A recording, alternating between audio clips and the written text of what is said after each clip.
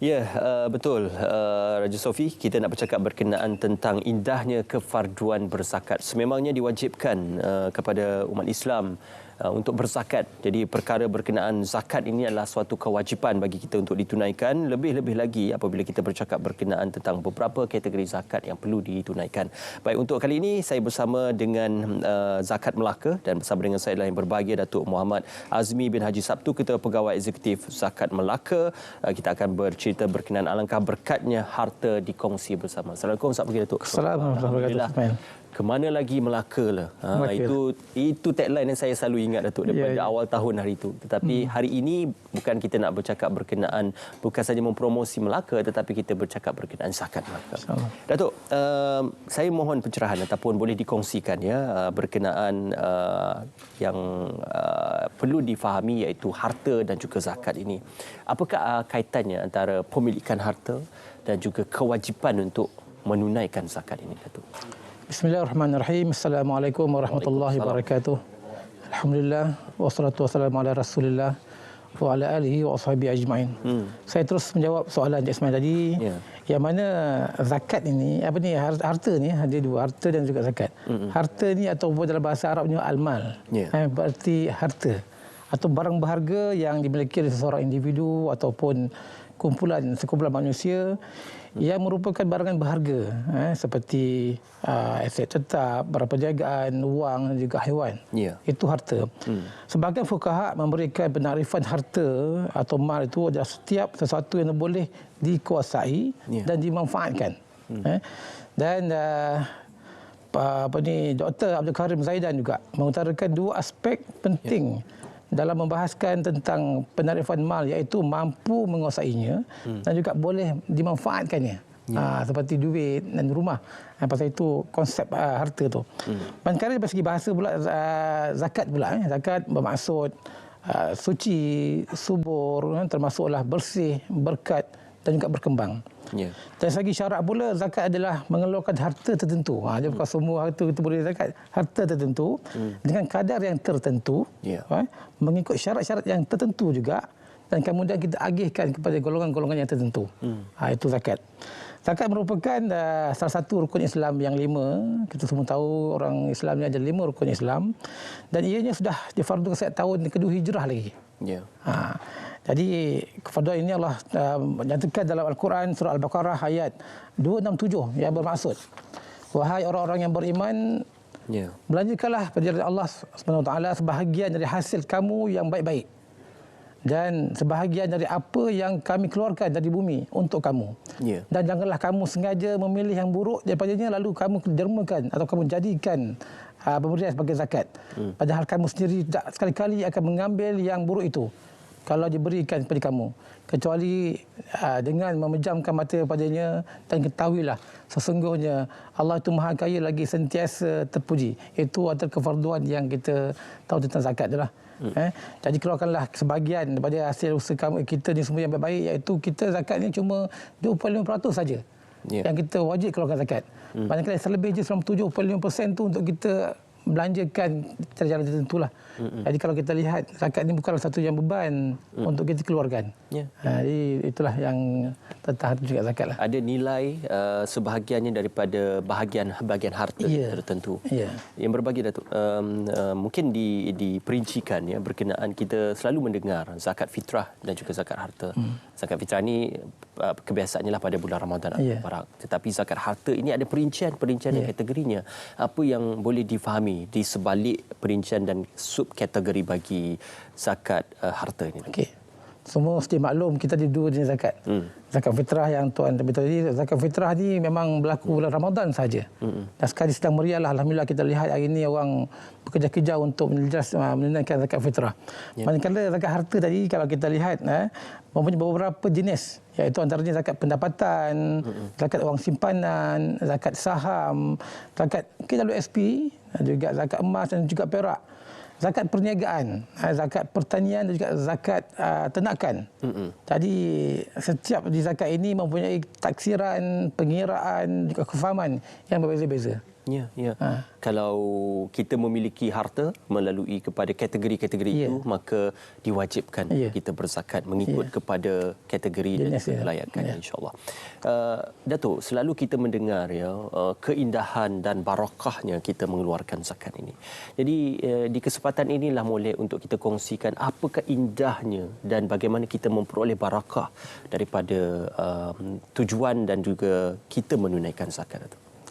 Dalam apa saja yang kita buat tentang amal ini, sebenarnya bila kita dah buat tu baru kita tahu betapa manis, betapa indahnya amal yang kita buat tu. Termasuk dah zakatnya lah. Jadi boleh dikatakan apa juga yang kita buat sama zakat ni, ia boleh dirasai nikmatnya dan nilainya apabila kita tunaikan zakat itu dengan seikhlas hati, insya-Allah. Jadi Allah juga akan memberi keberkatan harta yang diperolehi, seterusnya dijanjikan ganjaran pahala yang berganda di akhirat. Sebenarnya tak kurang pun kata kita ni. Lagi kita berzakat, lagi Allah tambah lagi, insya-Allah, rezeki kita tu. Di samping tu juga amalan berzakat juga boleh membiasakan diri kita ni untuk kita elakkan amalan ataupun sifat-sifat yang mazmumah. Kita bakhil dan sebagainya boleh elak, insya-Allah. Bila kita berzakat, kita rasa kita boleh elakkan. Kalau sebenarnya kita, memanglah kita sayangkan harta kita tu, memang sayang sangat, tapi bila kita berzakat, Allah tambahkan lagi harta itu dan juga kita rasa betapa indahnya kita, betapa kita rasa puasnya kita. Pasal di samping kita cari rezeki, kita boleh membantu yang lain-lain dalam kita mengeluarkan zakat itulah. Dan juga zakat juga boleh mengeratkan hubungan persaudaraan. Dan tentu dalam sebuah masyarakat itu kita lihat ada yang senang, ada yang susah. Dan bila kita berzakat itu memang sudah semestinya kita dapat membantu saudara mara kita ni yang susah. Kita boleh lihat di sekitar kita, kalau kita makan hari ini, kita makan beras basmati contohnya. Di luar tu tak tentu lagi orang ada beras. Atau kalau mereka makan beras yang biasa-biasa saja. Jadi itu pun antara tujuan kita dikenaki sebagai berzakat ni, supaya kita boleh membantu masyarakat kita di sekitar lah. InsyaAllah. Mudah-mudahan. Untuk bagi mereka yang mungkin bermastautin, mencari rezeki ataupun menetap di negeri Melaka sendiri, ada beberapa kemudahan dan juga saluran yang disediakan untuk memudahkan pembayaran zakat itu. Jadi apakah antara cabang dan juga saluran-saluran yang disediakan itu? Alhamdulillah, di Zakat Melaka kita sediakan banyak kemudahan-kemudahan untuk memudahkan masyarakat sekitar ni untuk membayar zakat. Kita ada kaunter zakat di ibu pejabat kita. Kita ada 6 lagi di cawangan kita, di Jasin, di Merlimau, di Masjid Tanah, di Alur Gajah, di Pulau Sebang dan juga di UTC. Itu kaunter kita tetap. Di samping itu kita juga ada kaunter bergerak, ada van kita bergerak ke setiap daerah untuk menguntit zakat. Dan juga kita juga ada buat laman web kita, boleh bayar melalui laman web kita www.aizakat.com. Kita boleh buat, kita juga melantik ejen ataupun amil zakat untuk memudahkan. Sekarang contohnya di Melaka zakat fitrah, kita melantik 1029 orang amil untuk mengutip zakat fitrah, contoh begitulah. Di samping itu kita juga lantik ejen-ejen lain untuk zakat-zakat. Di samping staf kita sendiri pun membantu mereka untuk memudahkan mereka bayar zakat. Di samping itu kita juga buat skim pertukaran gaji. Kita juga ada JomPay, mobile apps, Melaka Pay. Kita boleh juga gunakan kad kredit dan sebagainya. Jadi semua itu kita buat semata-mata untuk memudahkan masyarakat khususnya di Melaka untuk mengeluarkan zakat, insya-Allah. Insya-Allah. Alangkah berkatnya harta ini dikongsi bersama ataupun rezeki ini dikongsi bersama. Apa yang boleh disimpulkan yang berbagi, Datuk? Kerana mungkin ada yang masih lagi masih berat lagi untuk mengeluarkan sebahagian daripada harta ataupun wang itu untuk berzakat, Datuk. Agama Islam mendidik kita dan menuntut kita agar benar-benar patuh dalam menunaikan setiap perintah Allah. Kita tahu zakat itu wajib. Justru itu setiap rakyat Islam mesti tahu bahawa zakat itu perlu mereka keluarkan. Lepas tu zakat juga satu perkara yang pokok utama dalam kita nak menegakkan syiar Islam ni.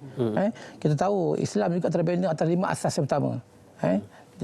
Nabi pernah bersabda, "Bunayil Islam ala khams, syahadah an la ilaha illallah Muhammadur Rasulullah, wa iqamis salah, wa ita'iz zakah, wa shaum Ramadan, wa hajjal bait man istata'a ilaihi sabila."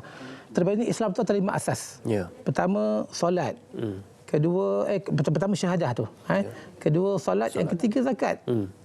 Barulah puasa dan juga akhirnya haji bagi mereka yang mampu. Jadi di situ juga melihat betapa pentingnya kalau kita memang kita mampu dan kita selayaknya mengeluarkan zakat, kenapa tidak kita keluarkan zakat? Ya. Kerana kalau tak, macam mana nak sempurna Islam kita? Itu yalah, bila bercerita tentang zakat ni memang kita mesti kaitkan itu atas kefarduan kita sebagai orang Islam. Di samping itu juga zakat ni sebagai satu ibadah yang menghimpunkan kedua-dua hak dalam pelaksanaan, iaitu hak kita kepada Allah dan hak kita sesama umat.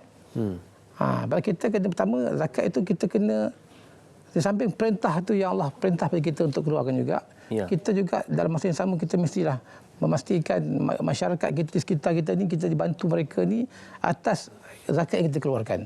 Jadi kalau kita semua boleh jalankan ke semua itu, insya-Allah saya rasa masyarakat Islam khususnya akan jadi lebih baik dan teratur lah. Dan juga kita orang Melayu selalu kata orang yang memberi itu lebih mulia daripada orang yang menerima. Dan juga kita juga tahu orang berbudi kita berbahasa, orang memberi kita bawahnya akan merasa insya-Allah. Jadi itulah sebagai kesimpulannya lah insya-Allah. Alhamdulillah. Terima kasih yang berbahagia Datuk. Sama-samalah kita menunaikan zakat dan juga tunaikanlah di kawasan-kawasan yang terdekat ataupun di kaunter-kaunter yang terdekat yang dibuka. Seperti mana kita kongsikan tadi, ada beberapa saluran yang boleh digunakan untuk membayar zakat di laman sesawang Zakat Melaka, www.izakat.com, dan juga perbankan internet, potongan cukai, JomPay, debit, kredit dan juga portal Melaka. InsyaAllah. Terima kasih yang berbahagia Datuk. Terima kasih Zakat Melaka kerana bersama dengan kami pada pagi ini membawa gambaran kesedaran untuk menunaikan tujuan dan juga kewajipan berzakat. Terima kasih.